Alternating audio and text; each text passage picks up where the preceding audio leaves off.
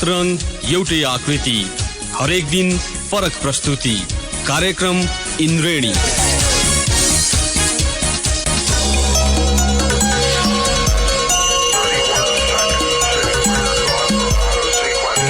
नमस्कार श्रोता, रेडियो कान्तिपुरको नियमित प्रस्तुति इन्द्रेणीमा यहाँलाई स्वागत छ।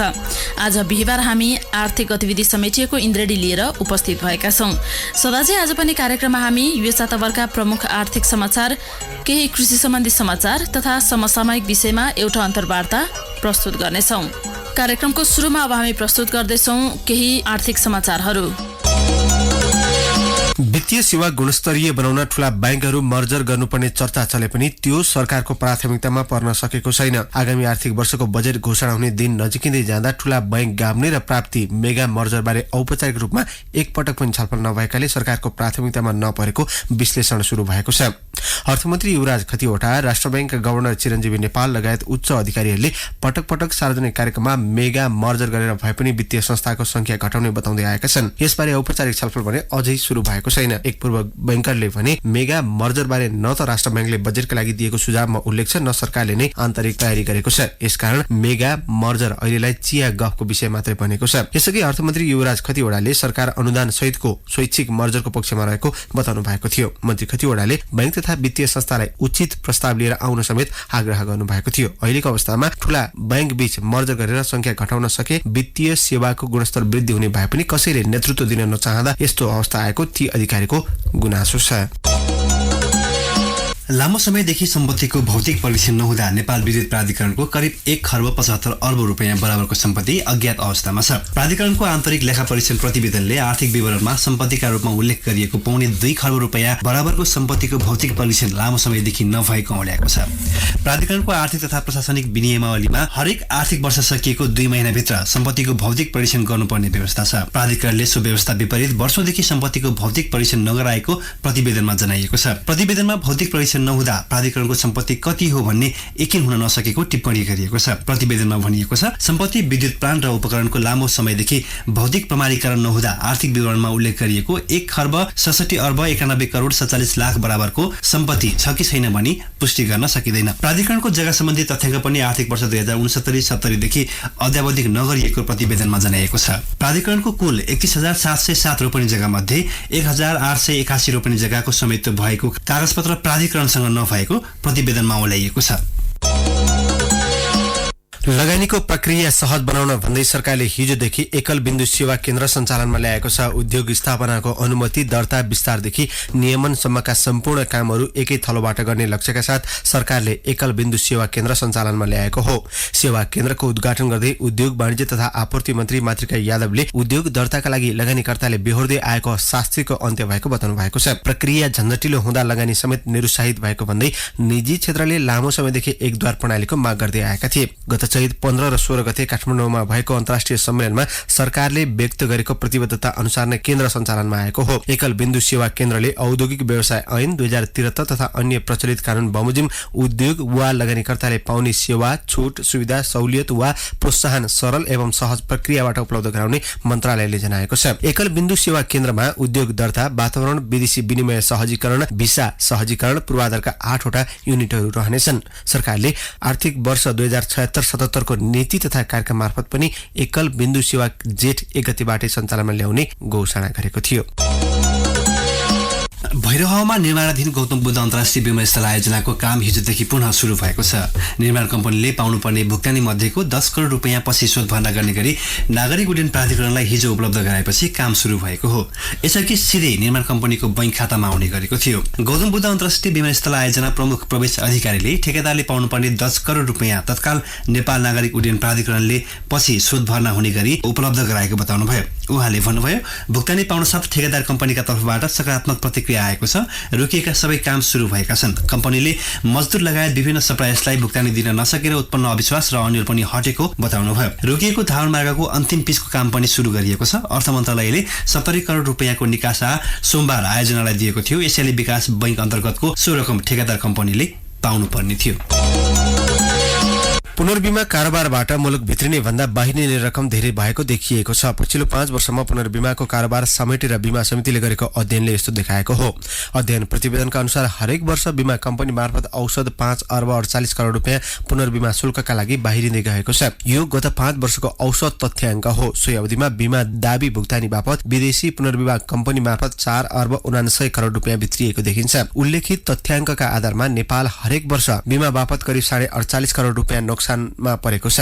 पछिल्ला 5 वर्षमा पुनर्बीमा बापत बाहिरिने रकमभन्दा दाबी भुक्तानी बापत भित्रिने रकम थोरै रहेको प्रतिवेदनले औल्याएको छ। समितिको 51औं वार्षिक उत्सवको अवसरमा एन एसेसमेन्ट अफ रे insurance practice and it's impact in insurance industries विषयक अध्ययन प्रतिवेदन हिजो सार्वजनिक भएको हो। प्रतिवेदनमा भनिएको छ, बीमा कम्पनीले पुनर्बीमा शुल्क बापत विदेशी कम्पनीलाई भुक्तानी गरेको रकमभन्दा ती कम्पनीबाट नेपाली बीमा कम्पनीले दाबी भुक्तानी बापत पाएको रकम थोरै छ। यसको अर्थ नेपालमा पुनर्बीमा कम्पनी स्थापना भए पनि बीमा बापत मुलुकबाट बाहिरिने रकम रोकिएन भन्ने बुझ्न सकिन्छ। वैदेशिक रोजगार विभागले मलेसिया जाने कामदारको बायोमेट्रिक सुरक्षा जाँच गर्ने जीएमसी सर्भिस प्रणालीको कार्यालयमा मंगलबार छापा मारेको छ। जीएमसीले सरकारको स्वीकृति बिना मलेसिया जाने नयाँ कामदारको बायोमेट्रिक सुरक्षा जाँच गरिरहेको भन्ने सूचनाको आधारमा विभागले छापा मारेको हो।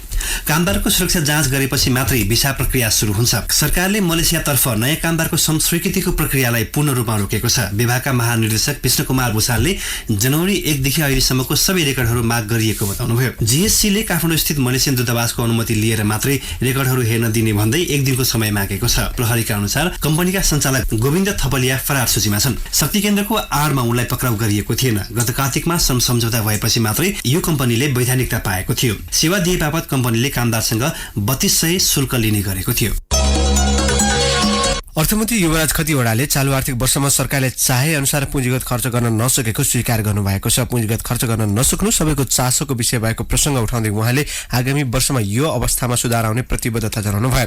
खर्च नभए पनि चालू आर्थिक वर्षमा सरकारले एक्सक्युज पाउने राजनीतिक अवस्था रहेको भन्दै खतिवड़ाले आगामी दिनमा यसलाई बढाउने दावी गर्नुभयो। कानून निर्माण र तहगत सरकार बीचको समन्वय मिलाउन समय लागेको भन्दै उहाँले अब त्यो समस्या नरहेको बताउनुभयो। आगामी आर्थिक वर्षको बजेटको नीति तथा सिद्धान्तमाथिको छलफलका क्रममा सांसदले उठाएको जिज्ञासाको जवाफ दिने क्रममा खतिवड़ाले सार्वजनिक खरिद ऐन निर्णय प्रक्रिया लगायतका संरचनागत परिवर्तन गरेर भए पनि खर्च बढाउने उल्लेख गर्नुभयो।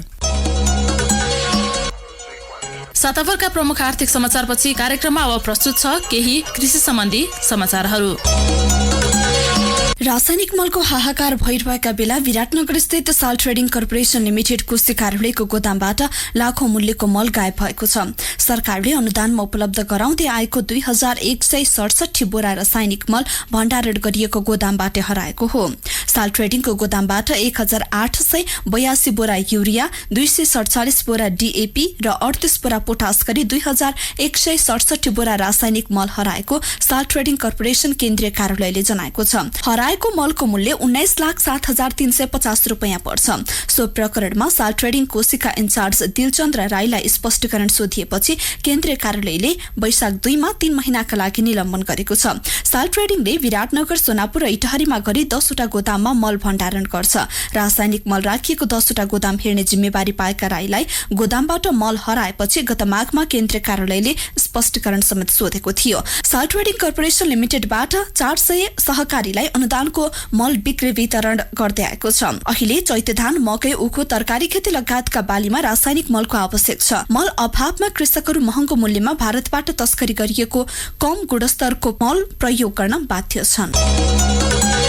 मोरङलाई माछामा आत्मनिर्भर बनाउन सरकारले त्यहाँका किसानलाई करिब 4 करोड रुपियाँ अनुदान दिएको छ। प्रधानमन्त्री कृषि परियोजना अन्तर्गत दिएको सो अनुदानबाट जिल्लामा थप 124 हेक्टर क्षेत्रफलमा माछा पालन हुनेछ। परियोजनाले मोरङको कठहरी र धनपाल थान गाउँपालिका तथा रङ्गेली नगरपालिकालाई माछा पकेट क्षेत्र घोषणा गरी पोखरी खन्न किसानलाई 3 करोड 72 लाख रुपियाँ दिइसकेको छ। यो अनुदानले मोरङमा थप 124 हेक्टर क्षेत्रफलमा पोखरी खनेर माछा पालन विस्तार गरिएको परियोजना प्रमुख नुनुलाल उरावले बताउनुभयो। परियोजनाले प्रति हेक्टरमा पोखरी खन्दा किसानलाई 3 लाख रुपियाँ अनुदान दिएको छ। गत वर्षसम्ममा परियोजना अन्तर्गत 54 हेक्टर क्षेत्रफलमा नयाँ पोखरी खनेर माछा पालन शुरू गरिएको छ। उरावले यस वर्ष 70 हेक्टर जमिनमा नयाँ पोखरी खनेर माछा पालन व्यवसाय शुरू गर्ने तयारी गरिएको जानकारी दिनुभयो। परियोजना अन्तर्गत जिल्लामा थप 110 जना माछा पालन किसान समेटिएका छन्। उरावका अनुसार 145 जना किसानलाई पुरानो पोखरी मर्मतका लागि जनाही 15 15,000 रुपैयाँ अनुदान दिएको छ। उद्योगीहरू श्रम ऐन कार्यान्वयन गर्न सहमत भएपछि लामो समयदेखि बन्द रहेको चिया बगानको काम सुरु भएको छ। झापाको बिर्ता मोडमा उद्योगी र ट्रेड युनियन बीच 3 बुँदे सहमतिपछि चिया मजदुरहरूले आन्दोलन फिर्ता लिएका हुन्। द्विपक्षीय बीचको वार्तामा श्रम ऐन 2074, श्रम नियमावली 2075 र सामाजिक सुरक्षा ऐन 2074 कार्यान्वयन गर्ने राजपत्रमा प्रकाशित भए अनुसार मजदुरलाई 2075 साउन 1 देखि नै दैनिक ज्याला 385 रुपैयाँ दिने र आन्दोलनको अवधि मध्ये मजदुरलाई 11 दिनको पारिश्रमिक भुक्तानी गर्ने सहमति जुटेको हो। चैत 17 देखि चिया मजदुरले थालेको अनिश्चितकालीन आन्दोलन 44औं दिनमा सहमति जुटेको थियो। उता श्रमिक आन्दोलनकै कारण बन्द भएका इलामका 2वटा चिया बगान अझै खुल्न सकेका छैनन्। मुलुककै पुरानो इलाम स्थित कन्याम चिया बगान सञ्चालनमा आउन नसकेको हो।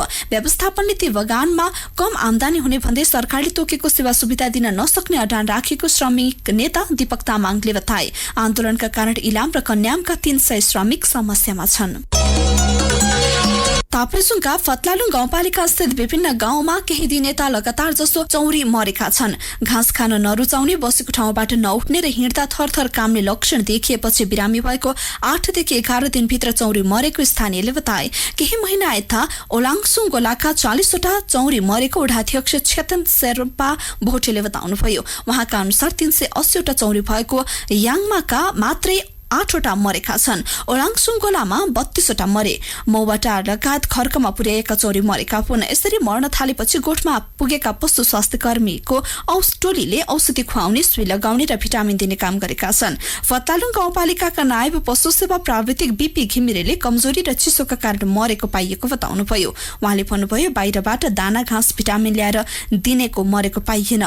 जो आफ्नै खर्कमा मात्र भर परेका छन् उनीहरू मरेको पाइयो। पशु चौपाएको संख्या बढी हुँदा खर्क र घाँसको समस्याले खानाको समस्या देखिएको घिमिरेले बताउनुभयो। साताभरका प्रमुख आर्थिक समाचार तथा कृषि सम्बन्धी केही समाचार हामीले प्रस्तुत गर्यौं। कार्यक्रममा अब भने पालो भएको छ ब्रेकपछि हामी सांसद विकास कोष सम्बन्धमा अर्थविद एवं उपप्राध्यापक डाक्टर रघुवीर विष्टसँग गरिएको कुराकानी लिएर उपस्थित हुनेछौं। ब्रेकपछि यहाँलाई पुनः स्वागत छ। यहाँहरू सुन्दै हुनुहुन्छ कार्यक्रम इन्द्रेडी अन्तर्गत आज बिहिबार हामी आर्थिक गतिविधि प्रस्तुत गरिरहेका छौं। सदा चाहिँ आज पनि कार्यक्रमको ब्रेक अगाडिको पहिलो खण्डमा यहाँहरूले साताभरका प्रमुख आर्थिक समाचार तथा कृषि सम्बन्धी केही समाचार सुनिहाल्नुभयो। कार्यक्रममा अब भने प्रस्तुत छ एउटा अन्तर्वार्ता। सरकारलाई बजेट बनाउने चटारो छ। नीति तथा कार्यक्रममा संसदमा छलफलपछि अर्थ मन्त्रालय आगामी आर्थिक वर्ष 2076-77 को बजेट निर्माणको तीव्र गृह कार्यमा छ। बजेट निर्माणका क्रममा सांसद विकास कोषको रकम पटक पटक विवादित बन्ने गरेको छ। आफ्नो निर्वाचन क्षेत्रमा सांसद विकास कोषको रकमको पारदर्शितामा समेत पटक पटक प्रश्न उठ्ने गरेको छ। यो पटक पनि सांसद विकास कोषको रकम बढाएर 10 करोड रुपियाँ पुर्याउन सांसदहरूले तीव्र लबिङ गरिरहेका छन्। सांसद विकास कोषको रकम आवश्यक छ कि छैन भने आज हामीले अर्थविद एवं उपप्राध्यापक डाक्टर रघुवीर विष्टलाई सोधेका छौं। हामी संघीय संरचनामा गइसकेका छौं। त्यसले गर्दाखेरि हामीले प्रान्तीय सरकार र स्थानीय सरकारको परिकल्पना गरेर उनीहरूलाई चाहिँ 100% चाहिँ अधिकार प्रदान गरिरहेको अवस्थामा विकासको काम चाहिँ सबै स्थानीय निकाय र प्रान्तीय सरकार भएकोले यो चाहिँ 10 करोडको जुन माग छ त्यो चाहिँ उहाँहरूलाई चाहिँ त्यसको जायज हुन सक्छ, तर जुन चाहिँ विकासको हिसाबमा र पुँजीगत खर्चको हिसाबमा चाहिँ यसले नकारात्मक असर चाहिँ गरिरहेको र त्यो नहुने सिचुएसनमा छ र हाम्रो रिसोर्सलाई हेर्ने हो भने पनि त्यो पुग्ने र त्यसलाई चाहिँ पहुँच पुग्ने अवस्थामा हाम्रो माग गर्दैमा पाउन सक्ने सिचुएसन चाहिँ छैन। जसले गर्दाखेरि हामीले यदि चाहिँ दियौँ भने स्थानीय निकाय र प्रान्तीय सरकारलाई जुन चाहिँ हामीले संघीय संरचना गएका छौँ त्यसको विरुद्धमा या चाहिँ त्यसको चाहिँ त्यो चाहिँ संस्थाहरूको चाहिँ निर्माण र त्यसको लागू क्रियाशीलता हुने विरुद्धमा त्यसलाई चाहिँ अप्ठ्यारो बनाउने हिसाबमा चाहिँ जाने अवस्था हुन्छ र नीति निर्माणबाट तपाईको चाहिँ कारोबारी हिसाबमा चाहिँ सांसदहरू जाने अवस्था हुन्छ। जनप्रतिनिधिले भनौँ दलका नेताहरूले चुनावका बेला गरेका बाचाहरू पूरा गर्न पनि र विकास निर्माणसँग जनप्रतिनिधिलाई प्रत्यक्ष जोडाउने हिसाबले पनि यो रकम आवश्यक छ भन्ने किसिमबाट पनि बहस भइरहेछ नि। बहस गर्न सकिन्छ, तर तपाईको यदि हामीले विगतका कुराहरूलाई जुन सांसद कोषको प्रभावकारिता हेर्ने हो भने त्यसले चाहिँ भ्रष्टाचार बढाएको, विकासका कार्यक्रमहरू प्रभावकारी जुन तरिकाको भएका कुराहरू छन् उनीहरूले प्राय जस्तो जुन पूर्वाधार भौतिक पूर्वाधारहरू जुन गर्ने कुराहरूमा भन्दा पनि उहाँहरूको ध्यान चाहिँ बढी मात्रामा अवेरनेसका कार्यक्रमहरू गरेर नै त्यो पैसा चाहिँ सकिएको अवस्था छ। त्यसले गर्दा प्रभावकारी एकदमै न्यून अवस्था भएको कारणले गर्दाखेरि त्यो तर्क चाहिँ गर्नु भने र त्यसलाई माग गर्नु भनेको जुन राज्यको जुन संरचना छ, राज्यको चाहिँ अर्थतन्त्रको अवस्था छ र विकासको हाम्रो चाहना छ, त्यसलाई कुण्ठित पार्ने र जनताको जनताले जुन चाहिँ विकास खोजिरहेको छ त्यसलाई अझ स्रोत र साधनलाई चाहिँ विकेन्द्रित गरेर तपाईँको कनिका छर्ने हिसाबमा चाहिँ गर्दाखेरि हामीले चाहिँ क्यापिटल बजेटको पुँजीगत चाहिँ बजेटको हिसाबमा जान नसक्ने भएकोले गर्दाखेरि यसलाई चाहिँ यही तपाईँको हामीले नियन्त्रण गर्नुपर्छ। र यदि हामीले सांसदहरूको र संघीय संरचनाको सांसदहरूको पर्फर्मेन्सलाई हेर्ने हो भने न नीतिमा छ उहाँहरूको पर्फर्मेन्स राम्रो, न तपाईँको चाहिँ विकासमा छ। त्यसले गर्दाखेरि उहाँहरूलाई नीतिगत रूपमा जुन चाहिँ विकसित राष्ट्रहरूमा चाहिँ केन्द्रीकृत गरे जस्तै नीति निर्माणमा बढी ध्यान दिने चाहिँ काममा ध्यान लगाउनु पर्दछ। अझ उहाँहरूले यो ठेका प्रथाहरू गर्ने र अन्य तपाईँको चाहिँ कारोबार काम गर्नेले गर्दाखेरि तपाईँको हाम्रो जुन तरिकाको चाहिँ नीति निर्माणमा प्रभावकारिता र हुनुपर्ने र कुराहरू चाहिँ हुन सकिरहेको अवस्था छ। त्यसले गर्दा यही त्यसलाई टुङ्ग्याउनुपर्छ। सांसद कोषमा जाने रकम, यो रकम नै रोक्नुपर्छ हो अथवा यसलाई राज्यले नियमन गर्नुपर्छ? जस्तो यस अगाडि पनि सांसद विकास कोषका नाममा भएका खर्चहरू अपारदर्शी ढङ्गले खर्च भएको भनेर आइरहेछ। हुन त दलीय व्यवस्थामा राजनीतिक दलहरूले सरकारमा पनि उनीहरू नै हुने भएर बजेट त विनियोजन भइहाल्छ। यसको पारदर्शिता र नियमन खोज्ने हो कि रोक्नु नै पर्छ भन्ने हो? हामी संघीय संरचनाको नयाँ चाहिँ तपाईँको परीक्षणमा छौँ। त्यसको लागि चाहिँ सांसदहरूको चाहिँ नीति निर्माणमा ठुलो भूमिका र प्रभावकारी भूमिका चाहिने भएकोले यस्तो चिजमा सानोतिनो कुराहरूमा तपाईँको ध्यान नदिनाउने र नगराउने हिसाब भएकोले गर्दाखेरि यसलाई रोक्नुपर्छ नियमन भन्दा पनि। यदि हामीले चाहिँ महालेखा परीक्षकको रिपोर्ट र प्रतिवेदनलाई हेर्ने हो भने सांसद कोषको तपाईँको बेरुजुहरू धेरै मात्र, र यो आधारमा यदि हामीले बेरुजु बढाइरहने र अनप्रोडक्टिभ सेक्टरमा र तपाईँको राज्यले चाहेको र केन्द्रीकृत रूपमा समृद्ध नेपाल र तपाईँको समृद्धि नेपालीहरूको चाहना गर्ने हो भने यसलाई तपाईँको कुनै पनि हिसाबमा बहस गराउने भन्दा पनि यसलाई चाहिँ नियन्त्रण गरेर तपाईँको टुङ्ग्याउनु पर्छ। किन भन्दाखेरि हामीसँग प्रान्तीय सरकार छ, स्थानीय निकाय छ नि। स्थानीय निकाय तपाईँको यति चाहिँ सक्षम र यति पावरफुल छ कि जसले चाहिँ पुरुषलाई महिला, महिलालाई पुरुष मात्र बनाउन सक्दैन, अरू सबै तपाईँको गर्न सक्ने अवस्था। जस्तो राजनीतिक दलहरूले उनीहरू आफैले पनि यसपालि त झन् रकम बढाएर आगामी बजेटमा 10 करोड रुपियाँ पुर्याउनु पर्छ भनेर तीव्र लबिङ गरिरहेका छन् सांसदहरूले। यसले गर्न सक्ने अनियमितता अथवा आर्थिक दुरुपयोगको सम्भावना चाहिँ कति? पार्टीले त स्वाभाविक रूपमा गर्ने भयो, त्यो सांसदको जुन पैसा छ पार्टीले सञ्चालन गर्ने हो र पार्टीले तपाईँको आफ्नो इन्ट्रेस्ट अनुसार त्यसलाई तपाईँको चाहिँ चलाउने भएकोले गर्दाखेरि पार्टीले त्यसलाई चाहिँ लबिङ गर्नु, त्यसलाई चाहिँ तपाईँको तर्कसङ्गत बहसमा ल्याउनु ठुलो कुरा भएन। त्यसले गर्दाखेरि यो चाहिँ हामी अपारदर्शी हुने र अनप्रोडक्टिभ सेक्टरमा जाने, बजेटको प्रभावकारितालाई कम गर्ने, सांसदको प्रभावकारितालाई कम गर्ने र संघीय संरचना र गणतन्त्रलाई नै असक्षम र तपाईँको यसलाई चाहिँ अप्रक्रियामा डिरेल गर्ने हिसाबको चाहिँ चिजलाई किन तपाईँको चाहिँ बोकेर बस्नु पर्यो र? हामी यदि गणतन्त्रलाई चाहिँ यदि संस्थागत गर्ने हो, यसलाई विकास गर्ने हो भने यति चिज पनि त्याग गर्न सक्दैनौँ भने अनि कसरी तपाईँको गणतन्त्र हुन्छ भने? गणतन्त्र तपाईँको संस्थागत हुन सक्छ र? हामी कराउँदैमा त्याग त गर्नु पर्यो नि। यो अहिले एउटा पिँढीले होस् या दोस्रो पिँढीले तपाईँको त्याग नगरिकन सम्म यो गणतन्त्र तपाईँको टिक्ने सिचुएसनमा छैन। बारम्बार यो कुरा किन आउँछ? सांसद विकास कोषको रकम जब बजेट बनाउने कुरा हुन्छ यो सांसद कोषको रकम फेरि विवादित बनेर होइन। सामान्यतया तपाईँको यसो छ, जनतालाई जनता भो तपाईँको चौथो अङ्ग भो तपाईँको महालेखा परीक्षकले यसलाई औँल्याएको छ, प्रभावकारी छ, अपारदर्शी छ र तपाईँको चाहिँ अनुत्पादकशील छ भन्ने कुराहरू भनिरहेछ। सांसदहरू यसमा लबिङ गर्छन्, पार्टीहरू लबिङ गर्छन्, त्यसले गर्दा विवाद हुन्छ। उनीहरूलाई तपाईँको चाहिँ चलाउन पाउँछ त्यो पैसा, पार्टीले भनेको ठाउँमा त्यो लगाउनु पर्छ र उनले पार्टीको जुन इन्ट्रेस्ट छ या सांसदको जुन व्यक्तिगत इन्ट्रेस्ट छ त्यसमा चाहिँ खर्च गर्न पाउने भएकोले उहाँहरूले लबिङ गर्ने र उहाँहरूले लबिङ गरिसकेपछि विवादमा आउने कुरा हो। त्यसले गर्दाखेरि तर सांसदहरूले आफूलाई विधि निर्माता भएको कारणले गर्दाखेरि सचेत भएर यो कुरालाई चाहिँ हटाउनु पर्छ। विवाद भएको चिजमा जनताले नचाहेको चिज चाहिँ छोड्नु पर्छ। मैले भन्नु खोजेको चाहिँ जस्तो पारदर्शिता र नियम, राज्यको नियमन राम्रो हुने र पारदर्शिता हुने हो भने जनता र जनप्रतिनिधि नेताहरू बीचको सम्बन्धलाई अझ जोड्ने, बलियो बनाउने सेतुको काम त गर्छ नि यसले, होइन? तर यसो छ नि त, हाम्रो अब तपाईँको चाहिँ जुन 7वटा प्रान्त छ र तपाईँको संघीय संरचना छ, तपाईँ कसरी दिन सक्नुहुन्छ भने बजेटले एउटा 9 खरब रुपियाँको चाहिँ हामीले आन्तरिक राजस्व चाहिँ उठाइरहेको बजेट जसले चाहिँ साधारण खर्चसम्म धान्न सक्दैन र विकास खर्चको परिकल्पना गर्न सकिरहेको अवस्था छैन। क्यापिटल बजेट तपाईँको अहिलेसम्ममा 50% चाहिँ खर्च गर्न सकिरहेको अवस्थामा तपाईँले भन्नुहोस् न यो चिजलाई मागेर के गर्न खोज्या भने क्या? पैसा त भएको भएन कुरा हो, पैसा त छैन नि त। अपारदर्शी गर्न, दुरुपयोग गर्न तपाईँको चाहिँ यसलाई पैसा मागेर हुन्छ र भने यदि माग्ने हो र दिने हो भने हामीलाई चाहिँ प्रान्तीय सरकार किन चाहियो? स्थानीय सरकार राखिदिनुस्, सांसदलाई तपाईँको 10 करोड होइन 20 करोड राखिदिनुस्, यदि विकास सबै हुन्छ भने। तर त्यो तरिकाको संस्थागत संरचना छ त? तपाईँले हेर्नुहोस् त, प्रत्येक कार्यक्रमहरूलाई जस्तै हामीले पुँजीगत खर्चको चाहिँ बजेट बनाउँदाखेरि कस्ट बेनिफिट एनालाइसिस गर्नुपर्छ, इमोसनल भएर तपाईँको काम गर्नु हुँदैन। हामी त्यो कुरालाई सुधार गर्दै पुँजीगत खर्चलाई 100% चाहिँ गराउने प्रयासमा छौँ। तपाईँ भन्नु न, बजेटमा 12 खरब तपाईँको करिब 54 अरब रुपियाँको बजेट आएको थियो लास्ट इयरमा। अहिले त्यसमा तपाईँको करिब 25% क्यापिटल पुँजीगत खर्च हो। त्यसमा पनि हामी 50% खर्च गर्न सक्षम छौँ। अब तपाईँको हैसियत के छ भन्नु न? एकातिर पैसा छैन, अर्कोतिर तपाईँको पैसा भएको चिज दुरुपयोग भइरहेछ। महालेखा परीक्षकको नियन्त्रणको रिपोर्ट प्रतिवेदनलाई हेर्ने हो भने हाम्रो तपाईँको 13 खरब रुपियाँ चाहिँ बेरुजु छ। लास्ट इयर तपाईँको 5 खरब मात्रै थियो, करिब तपाईँको चाहिँ 8 खरब रुपियाँ बढेको अवस्था छ। यस्तो अवस्थामा तपाईँ चाहिँ यो चाहिँ रिसोर्स ग्यापको ट्र्यापमा कसरी सम्भव छ भने? सुन्दै हुनुहुन्थ्यो अर्थविद उपप्राध्यापक डाक्टर रघुवीर विष्टसँग गरिएको यो कुराकानी। हस्त श्रोता, यिनै प्रसङ्ग सहित आर्थिक गतिविधि समेटिएको इन्द्रेणी आजलाई यति नै। फरक विषयवस्तु सहितको इन्द्रेणी लिएर भोलि पुनः उपस्थित हुने नै छौँ।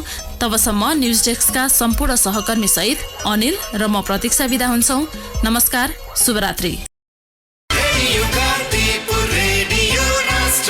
सूचना र मनोरञ्जनको संवाहक रेडियो राष्ट्रको रेडियो कान्तिपुर।